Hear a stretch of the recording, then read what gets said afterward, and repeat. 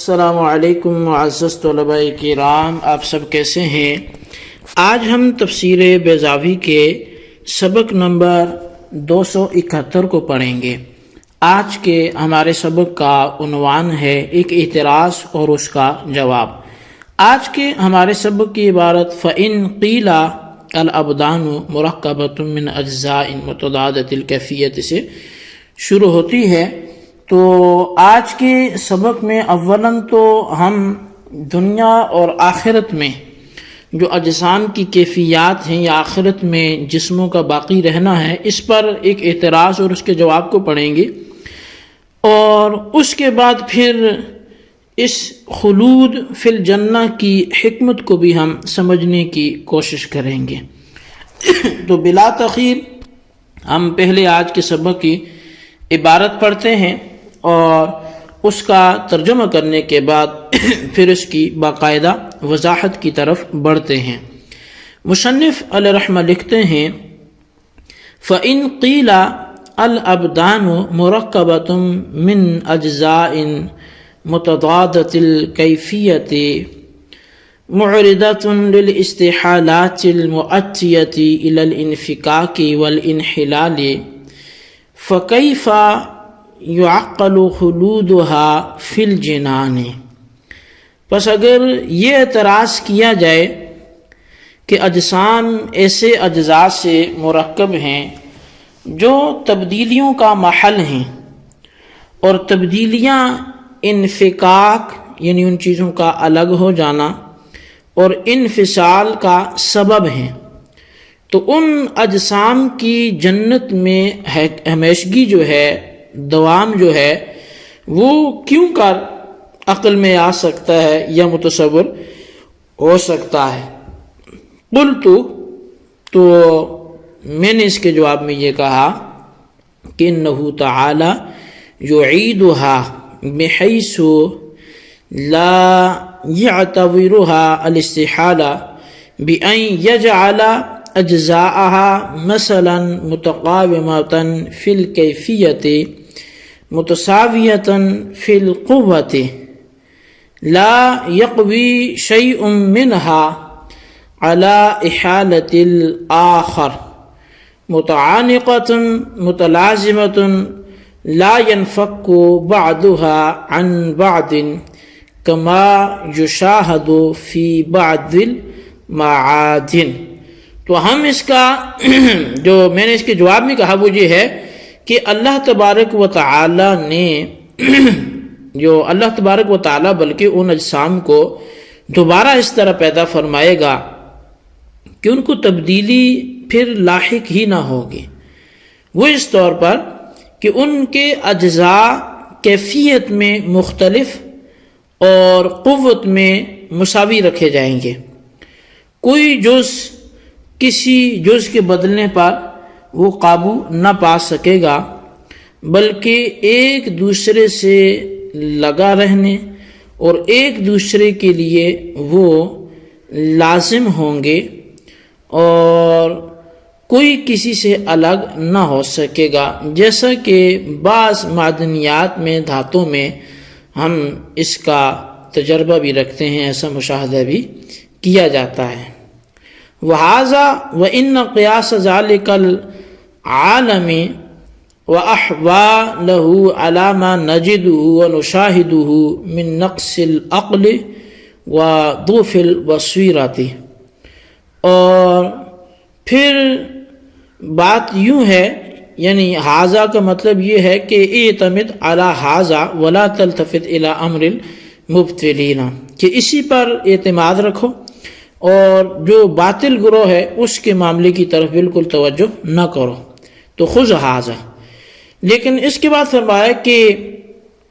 اصل میں اس عالم اور اس کے احوال کو جو کہ جس میں ہم جی رہے ہیں، تو اس کو قیاس کرنا، جو جنت والا عالم ہے یا اس کے احوال میں اس کو قیاس کرنا اس پر کہ جس میں ہم جی رہے ہیں، یا اس عالم کو قیاس کرنا اس پر کہ جس کو ہم مشاہدہ کریں گے جنت میں جا کر، تو یہ جو ہے وہ عقل کی کمی اور بصیرت کے ضعف کی وجہ سے ہے۔ وعلم اور تو جان کہ انہو لما کانا معظم اللذات الحسیتی مقصورا علی المساکن والمطاعم والمناکح علی ما دل علیہ الاستقراء، اور تو جان کہ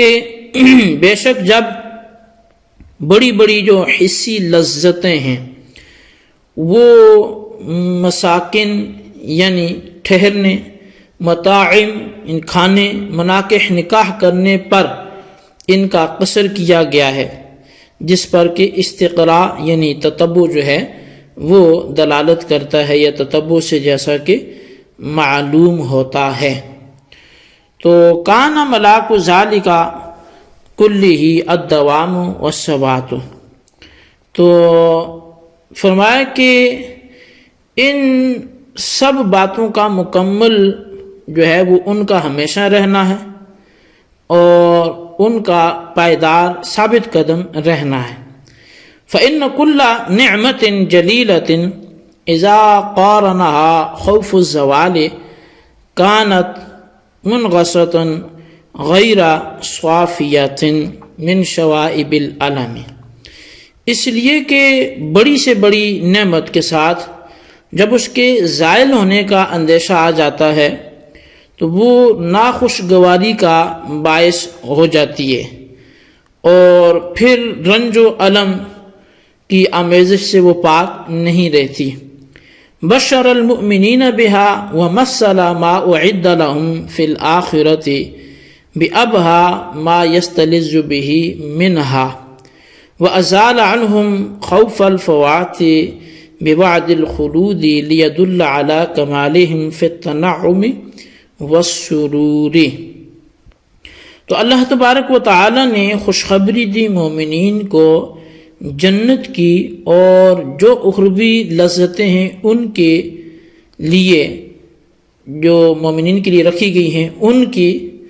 اور ان کی منظر کشی جو فرمائی وہ ان لذتوں کے ذریعے فرمائی جو ان میں حسین ترین ہیں، اور مومنین سے خلود کا وعدہ کرنے کے ذریعے یعنی ہمیشگی کا وعدہ کرنے کے ذریعے ان کے زائل ہونے کا خوف وہ دور کر دیا، ایسا اس لیے تاکہ یہ ان کے نعمتوں اور لذتوں میں کامل ہونے پر دلالت کرے۔ جی طلبہ کرام، یہ تھی ہمارے آج کے سبق کی عبارت اور اس کا ترجمہ۔ اس کا خلاصہ اگر میں بیان کروں تو کیونکہ زیادہ تشریح کی ضرورت تو نہیں ہے، لیکن خلاصہ یہ کہ اولاً ایک اعتراض کا جواب دیا گیا، اور اعتراض بھی کوئی بہت بڑا نہیں ہے، البتہ اتنا ہے کہ دیکھیں جی یہ جو دنیا میں آپ نے پیچھے چونکہ یہ کہا ہم فیہا خالدون کہ یہ جنت میں ہی ہمیشہ رہیں گے، تو یہ تو انسان اجزائے جسم سے بنا ہے،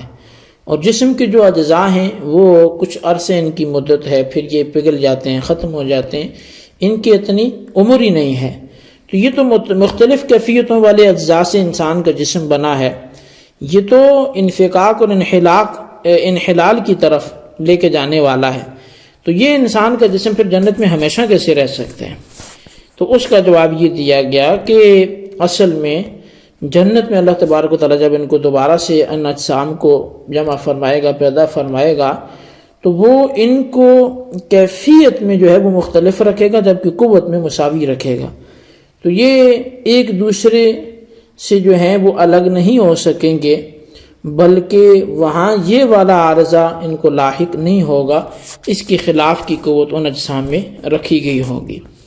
آخر میں مصنف علیہ رحمہ نے یہ فرمایا کہ ویسے بھی اس عالم کو اس عالم پر یا اس عالم کو اس عالم پر قیاس کرنا یہ عقل کی کمی ہے، اس لیے کہ کہاں یہ عالم اور کہاں وہ عالم۔ پھر اس کے بعد یہ فرمایا کہ دیکھیں اکثر جو بڑی بڑی لذات دنیا میں نعمتیں ہم گنتے ہیں تو وہ کیا ہیں؟ کھانا پینا، رہائش، نکاح، یہی چیزیں، اور یہ ساری کی سواری جو ہیں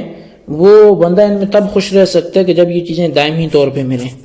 اگر بڑی سے بڑی نعمت بھی مل جائے لیکن ساتھ یہ بھی پتہ ہو کہ کچھ دیر کے بعد یہ چلی جانی ہے، ختم ہو جانی ہے،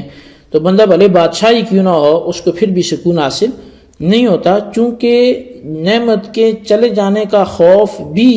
یہ ایک بہت بڑی زحمت ہوتی ہے، یعنی ایک بہت بڑا اس کا افسوس ہوتا ہے اور اس کی یہ رسوائی ہوتی ہے کہ جس کو یہ خوف ہو کہ یہ نعمت مجھ سے عنقریب چلی جائے گی۔ تو جنت میں اللہ تبارک و تعالیٰ نے جو اشیاء رکھی ہیں تو مومنین سے یہ خوف بھی دور کر دیا کہ یہ جو تمہیں اتنی نعمتیں ملی ہیں یہ کبھی تم سے لی جائیں گی، بلکہ ہمیشہ تمہیں انہی میں رہنا ہے۔ جی طلبہ کرام، یہ تھی ہمارے آج کے سبق کی عبارت، ترجمہ اس کی وضاحت۔ اس کو اچھی طرح سمجھیں، اس کے خلاصے کو اپنے رجسٹر پر ضرور لکھیں، بالخصوص ان سوالات کے جوابات دیں۔ سوال نمبر